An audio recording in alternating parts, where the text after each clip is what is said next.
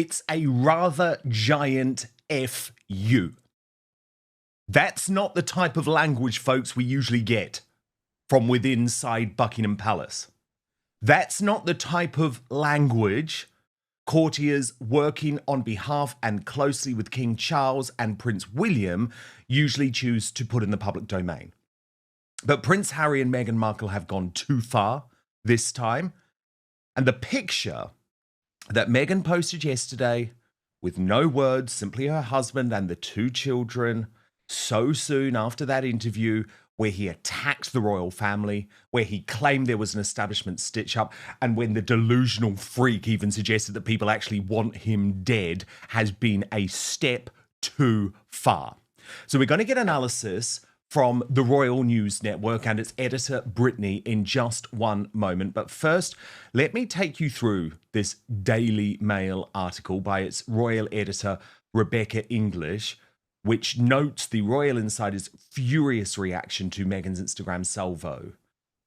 Just hours after Meghan's latest post dropped, one Royal Insider, Rebecca English, reports lost no time in letting their feelings be known. Well, that's a rather giant FU, isn't it? They remarked to me, she reported. Featuring an idyllic image of Prince Harry walking through the gardens of their Montecito home, daughter Lilibet on his shoulders and son Archie's hand in his, its timing was far from accidental. That's the one thing the Duchess of Sussex does not have in common with the royal family, knowing the power of a well-timed image. Amid what it tells us in the continuing shockwaves of Harry's media tsunami on Friday is clear. Sod the lot of you. He doesn't need the UK anyway. And Brittany posted on this, Meghan Markle can't even muster up a comment for her beleaguered husband. She must be furious about his legal bills and disastrous interview. Newsflash to the cosplay royals, no matter how cute your kids are, no one wants to pay for your security. You're on your own. Oh, and by the way, this photo looks faked too, or at least seriously manipulated. Royally Sage made the point that there are blurred lines in some places and sharp lines in others. This photo is fake. So, Brittany, this is an extraordinary response from the royal family. You know, the Daily Mail, they're not like me. They're very... They work in lockstep with the palace. They're part of the royal rota. They only report what the palace wants out there. It's a rather giant FU. Finally, Brittany, after months and months of kid glove treatments, the palace has gone nuclear. Enough is enough. Harry's interview with the BBC on Friday, where he revealed the most revolting details of his father's fight with cancer and showed just complete and delusion and hysteria about the reality of the situation, is clearly a bridge too far. What do you make of it? I mean, the whole thing just screams of Harry's paranoia. And the picture itself is just really offensive. So they're just walking around in the garden. So, I mean, the people of Instagram can see the kids apparently, a little bit, but King Charles can't. I mean, Harry went on about his father, struggling with cancer, and then he won't bring his kids to see his father, just shows their backs, showed them basically. I mean, the image is we're turning our backs on you. We're turning our backs on the royal family. While Harry is still attempting to make reconciliation efforts, I mean, honestly, it's such mixed messaging, but I can understand why the palace is furious. They have done everything in their power to allow Harry and Meghan to have their own private life, you could say, and then all Harry and Meghan do is throw mud at them. And I think the palace needs to take a firm stand here and start to make the efforts to sever any and all ties with Harry and Meghan. And Brittany, the thing is that it could have all been so different. If Harry had any idea about how things work, if he cared, if he read the mood music, it could have all been different. Look at this reporting from Matt Wilkinson, the royal editor of The Sun, who wrote, his astonishing 30-minute chat to the BBC from California, where he is now based, came without any warning to Buckingham Palace or the King, who has been having cancer treatment for over a year. The outburst came hours after Court of Appeal judges ruled out Harry's bid for taxpayer-funded armed protection that he lost when he quit royal duties in 2020. He told the BBC that verdict was a good old-fashioned establishment stitch-up and blamed the royal household for influencing the decision to reduce his security. Moments before the broadcast, sources close to the king had told The Sun of Charles's frustration that Harry's supporters suggested his father doesn't care about Harry's family. Insiders had also suggested a possible way forward between the pair depended on Harry's reaction to the court loss. Minutes later, they got their answer as Harry again raged against the state, the royal household, his father, brother William, and stepmother Camilla. Speaking before Harry's TV meltdown, the source told The Sun, "The king is at heart a loving and generous man. That love has been sorely tested by this case and so many other issues over recent times, but there is now a chance for his son to move forwards rather than dwell on past grievances. From his father's perspective, the door has been shut by necessity while this painful issue played out through the proper judicial channels, but it has not been locked forever, nor the key thrown away." So, Brittany, that's where Buckingham Palace stood before the interview. Then Harry goes on the British Bashing Corporation. Very interesting. He chose the BBC given their previous interview with Princess Diana, Martin Bashir. William's furious with the corporation as a result. He went on the BBC, Brittany, and says this. The timing couldn't be more deliberate, could it? Prince Harry's interview with the BBC, a raw and unfiltered look at his struggles since stepping back from royal duties, was meant to humanize him, to bridge the gaping rift with his family. He spoke of isolation, of longing for reconciliation with King Charles III, and of the toll the media has taken on his mental health. The world watched, some with sympathy, others with skepticism. And then, like a thunderclap, Meghan's Instagram lit up with a photo of her in a designer outfit, smiling radiantly at a charity event captioned with a vague yet pointed "Living My Truth." No mention of Harry, no nod to his vulnerability. Royal insiders are aghast, whispering that this was no innocent post but a power play, a direct jab at both her husband and the monarchy. Was it rebellion, a bid for attention, or pure disrespect? There have been so many disagreements, differences between me and some of my family. This current situation that has been ongoing for 5 years with regard to human life and safety is the sticking point. It is the only thing that's left. Of course, some members of my family will never forgive me for writing a book. Of course, they will never forgive me for lots of things. But, you know, there is... I would love reconciliation with my family. There's no point in continuing to fight anymore. As I said, life is precious. I don't know how much longer my father has. He won't speak to me because of this security stuff. But it would be nice to reconcile. But Brittany, there was a chance of reconciliation, and that interview threw it all away. It definitely did, because what Harry did, of course, is go on and on and on about how this is basically all his father's fault and in part the government's fault, when Charles really doesn't have any control over this. Ravik is the one who determines who gets security and who doesn't. And Harry seems to think that just because he's a prince, he's automatically entitled to full-time security protection whenever he wants, in any country he wants. But that's not the case. There's a lot of royals out there with titles who don't get this level of security. And this was always going to happen to him. And so in reality, this whole thing is just a giant temper tantrum because he's sort of getting hit with reality, which was that this was always going to happen. Harry and Meghan were always going to get their security stripped down at some point.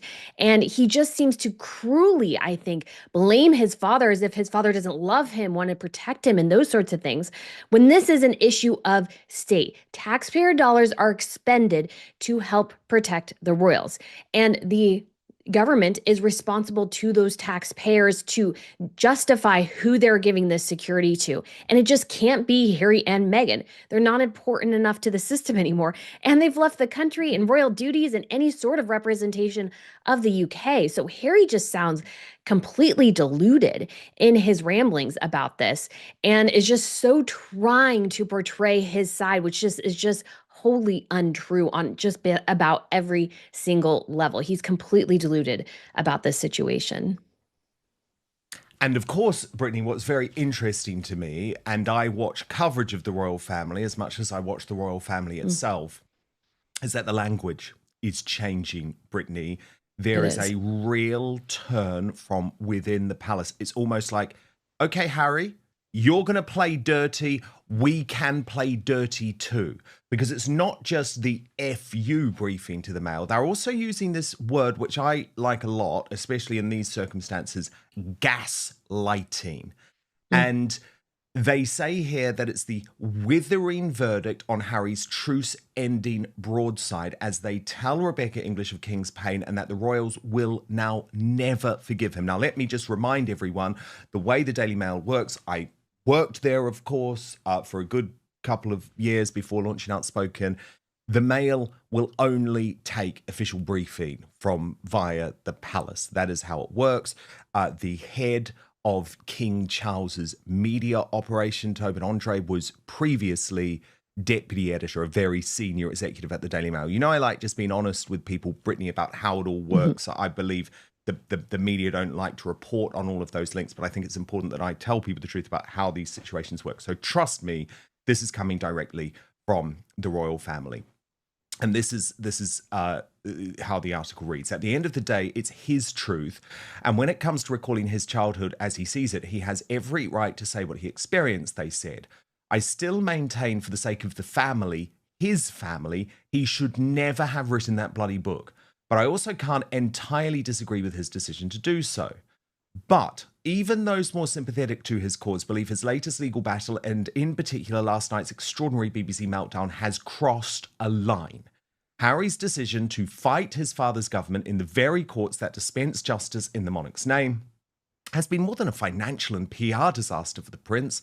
It has proved to be a personal catastrophe that has driven more of a wedge between himself and Charles than any backstabbing memoir or tell-all television series.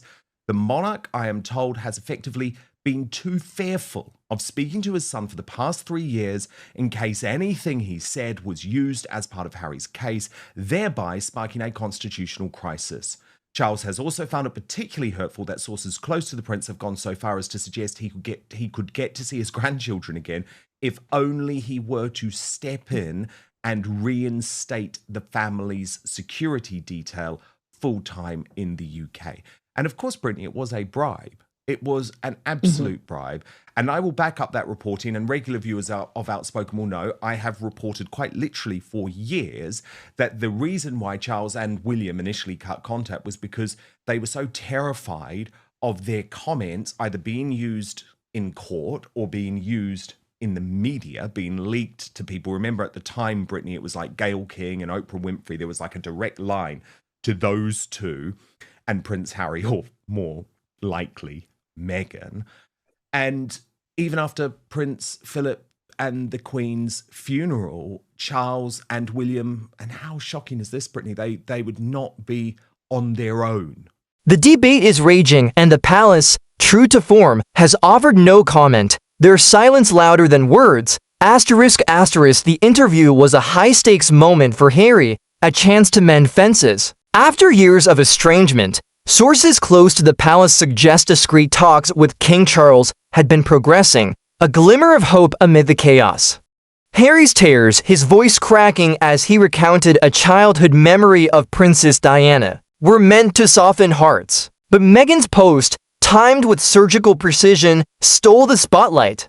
The photo, analysts note, was from an event weeks old, dusted off and repurposed to coincide with Harry's airing. It's a move that reeks of calculation, and the sarcasm isn't lost on anyone living my truth. One commentator quipped, more like living her brand, while Harry cries on cue. The contrast is stark, and it's fueling a firestorm of criticism. The outrage isn't just from royalists. With Harry, he wanted to meet one-on-one. They refused because they knew there had to be another witness there. So in case Harry said, oh, Charles said something racist, or, William threatened this, the other one would be able to back them up and say that didn't happen. So this isn't a new thing, but I guess the point is, once Harry actually turned this into a legal case, not versus a newspaper, Brittany, not versus an individual, but versus the king's government, it ratcheted up the potential importance of why Charles just couldn't have that contact. Exactly, because they had to keep their distance. I mean, it was really smart of them to go, okay, we can talk to you, but there has to be somebody else here, because Harry and Meghan are more than willing to run their mouths, and they're more than willing to gaslight people in order to try to spin things to their perspective. Now, it's kind of a question of how much is Harry gaslighting versus how much of it is actually just simple delusion on his part when he was on the BBC. But it's so incredibly clear that William and Charles were unbelievably aware that things could be totally twisted. And as representatives of the state, because Charles is head of state of the UK, he had to be very careful not to be seen as interfering in a personal grievance. Harry kept calling for that. It's like, but if your father interfered, this would be clear interference by the monarch, which would not go down well. Harry is so consumed with himself that he's more than willing to put his father's reign on the line by going, oh, you need to interfere in just this for me. And there's so many other people in the UK, so many other people in the royal family who don't get full-time security. Harry said, oh, I did 2 tours in Afghanistan. I was like, I'm sure you can find tens of thousands of people in the UK who have done the same thing and don't get 24-hour security. So Harry here is just completely out of touch. And he's also just, again, very calculating and cruel. It's basically saying you won't see your kids or your grandchildren unless you go my way and help me get the security. And it's just so heartless of Harry and Meghan to do this. And look, he virtually admitted it, Brittany. I mean, he wasn't really hiding it. There's actually a point in the interview, let's take a look at it actually, where the BBC interviewer, who I have to say, I thought did a really terrible job. She was so sympathetic to Harry. There was no difficult follow-up. It was just like, oh, I've got a royal in front of me. I'm going to go along with his narrative, whereas actually nothing was off limits, we're told. So she needed to challenge and question and poke holes in the argument in a way that Oprah Winfrey didn't do, in a way that Tom Bradby didn't do, in a way that Anderson Cooper didn't do. But again, it's the BBC. We know why Harry chose the BBC. It was always going to be softball because the BBC is trying to get back on side with Harry because of the fallout over the Diana Panorama interview. Anyway, have a look at what happened when she asked very specifically in regards to... Father is ill with cancer. Will you continue to visit him alone without the family? Where does this leave things moving forward, the ability of your children to see their grandfather? Life is a precious thing, and I'm acutely aware of the fragility of that. I can only come to the UK safely if I'm invited. And there is a lot of control and ability in my father's hands. Ultimately, this whole thing could be resolved through him, not necessarily by intervening, but by stepping aside, allowing the experts to do what is necessary and to carry out an RMB. I mean, Brittany, the guy's totally delusional. Sorry, the guy's totally delusional because he can use whatever word games he thinks is really clever. And trust me, there's nothing clever about Prince Harry, but it would be exactly the same thing. It would still be Charles interfering in a process that a monarch is not expected to interfere of, thus creating a constitutional crisis. It was always untenable. There was another part of the interview, Brittany, where Harry said, well, I was told by everyone that I was going to win. I'm so shocked. And it's like, that shows you you're surrounded by nutters and yes men who are using you and making money off you because you've got rid of everyone who in the past would have told you the truth. Exactly. I mean, you even think of his security situation. It's like if you inflame his paranoia, I mean, he'll pay you forever. And I'm not saying that's what they're actually doing, but Harry is just, I think, so unaware of that sort of reality. And then he claims to say, well, I value life, or we all value life, or whatever, but he just seems to not value his actual biological family's lives and their interaction with his children. He just seems to want to keep them away. And he's completely a hypocrite because he says, well, I can't come to the UK and get security unless I'm invited. Well, they've been invited plenty of time to things and they don't go. So that's another, you could say, lie there, because he could have taken his kids to the coronation. They would have been protected under the apparatus of the broader security effort for the coronation and could have been able to attend, maybe like view things from Buckingham Palace and those sorts of things. But no. He had to fly home immediately to go and see his family. So again, I think he's completely lying there. It's complete BS. And Harry is just being, I think, very cruel to his father in so many ways here. Of course he is. And Brittany, such an important day, not just for the United Kingdom, but for the Commonwealth and actually the whole Western world. The UK has come to a standstill on this bank holiday for VE Day. And just look at this incredible picture, which is currently splashing on the Daily Mail. A salute to heroes. King, Queen, William and Kate watch red arrows fly past from Buckingham Palace balcony with George, Charlotte and Louis as millions across Britain honor wartime heroes on VE Day. Now, Brittany, we know that Harry would be absolutely desperate to be. Across the UK and Commonwealth, from London tea rooms to Sydney pubs, the reaction is one of disbelief. Social media is ablaze with hashtags, like hashtag Meghan snub and hashtag royal rift, with viewers accusing her of undermining Harry's efforts. One insider, speaking anonymously, called it a slap in the face to the family Harry's trying to reconnect with. The palace, already weary of the Sussexes' media ventures, is said to be furious, viewing the post as a deliberate provocation. And yet, Meghan's team insists it was a celebration of her work with a women's charity, a claim that rings hollow given the timing. It's hard not to see the irony while Harry pleads for privacy. Meghan flaunts her public persona, a disconnect. That's raising eyebrows everywhere. But of course, he's not. And he's not because, as you say, he's trying to prove a point. It's not actually about security. He could have come to something like this. Okay, he wouldn't have been on the balcony, Brittany, but he still could have played a role. And maybe if he had maintained good relationships with the family, they would have thrown him a bone and given him some sort of formal role on the day. But he didn't. And I think when you look at these gorgeous pictures, especially of William, Catherine, and the family today, he's not really a big loss, is he?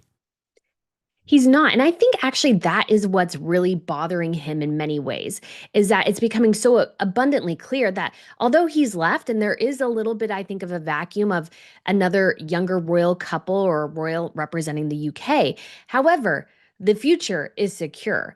George is just a little more than 6 years away from being an adult. And so everybody is going to move on to the Wales' kids, especially as they get older into teenagers. There will be so many crushes on George and everything from young girls. And so this is a family that has moved on and is not desperately clinging to Harry. And I think Harry really thought that if he left, that they would just be clamoring to get him back. And they're not. They've completely moved on. They're showing a very united front, and the royal family is solid. And although, again, I think they could use another younger royal member who's currently able to be a working royal, at the same time, we have a solid cast of amazing royals working. Sophie, we have Edward and Camilla and Anne, of course. And we also have the Duke of Kent there as well. And the Wales' kids will be adults here before too long. So Harry has definitely missed out.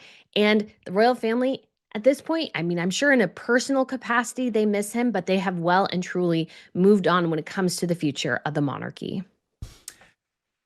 Brittany, let's have a look at some of the best moments today, because actually before they ended up on the balcony, there was a different role for the royals and it created some really lovely moments like this.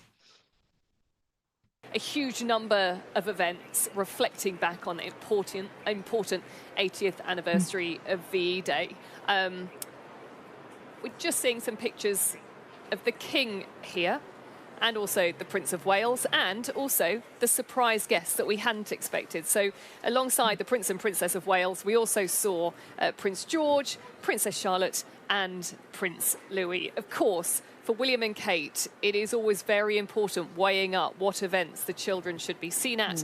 I think today, for them and for the family as a whole, it was integral that they were there. So in a way, making that point that they continue to want to reinforce is that the next generation really needs to hear for themselves from those veterans who were there 80 years ago, who witnessed the celebrations, but also witnessed the sacrifice of the Second World War. And yet it really was the royal family gathered together. We had the King, the Queen, the Prince and Princess of Wales, their children. We also had the Duke and Duchess of Edinburgh, Princess Anne and her husband, and the Duke of Kent, all there. And I think what was especially touching, and we spoke about this, was they were interspersed with the veterans, the most important people here on this day. And we can see there the King. Because it probably will be the last day, sadly, the last one of these major VE days where we have the incredible veterans there. Then the pomp and ceremony with the balcony moment, Brittany. This is when they emerged.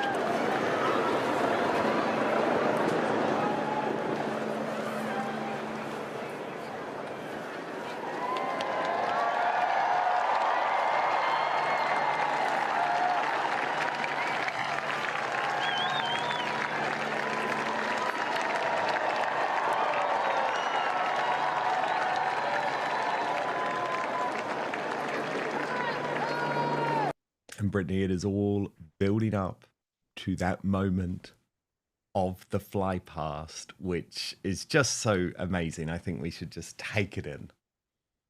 Red, white, and blue.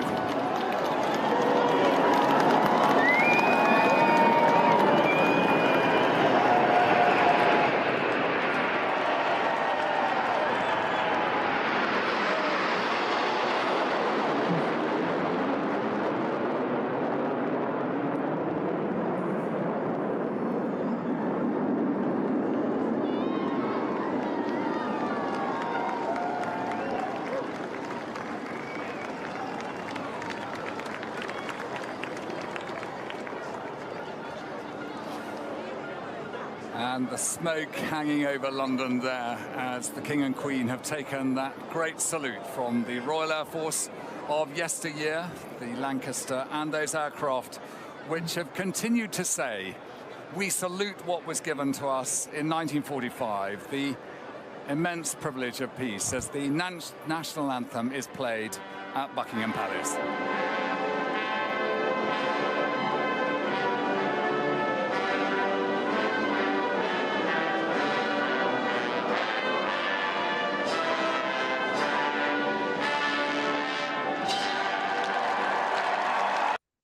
Oh, Brittany, what did you think?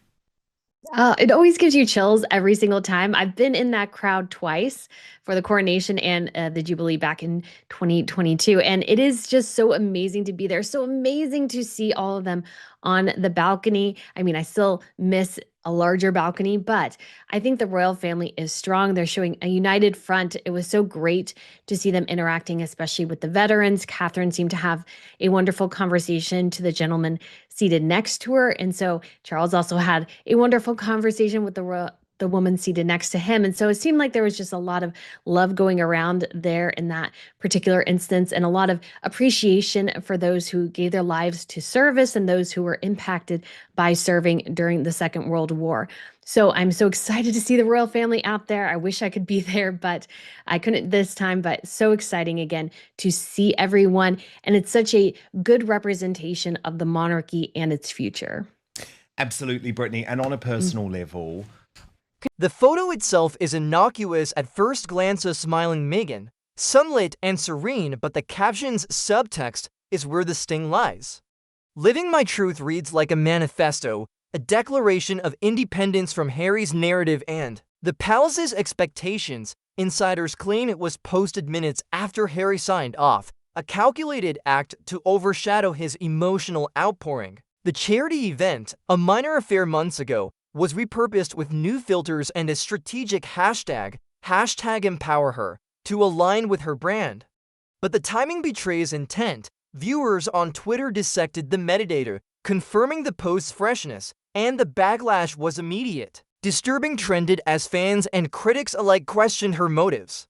Was this a power move to assert dominance, or a petty slight against a family she's long criticized? The fallout is seismic. Celebrity allies, once quick to defend her, are silent. Oprah, Serena Williams, all conspicuously absent. In the US, where she's courted Hollywood, the silence is deafening, a sign her influence may be waning. Back in the UK, tabloids like The Sun are having a field day, with headlines screaming Meghan's cruel snub. Piers Morgan, never one to hold back, called it the ultimate betrayal of a husband in crisis. Even Harry's supporters are turning, with one fan lamenting, "She's made him a prop in her drama." The palace's silence masks a brewing storm. Sources suggest King Charles is deeply hurt, and Prince William is said to be livid, seeing it as a personal affront.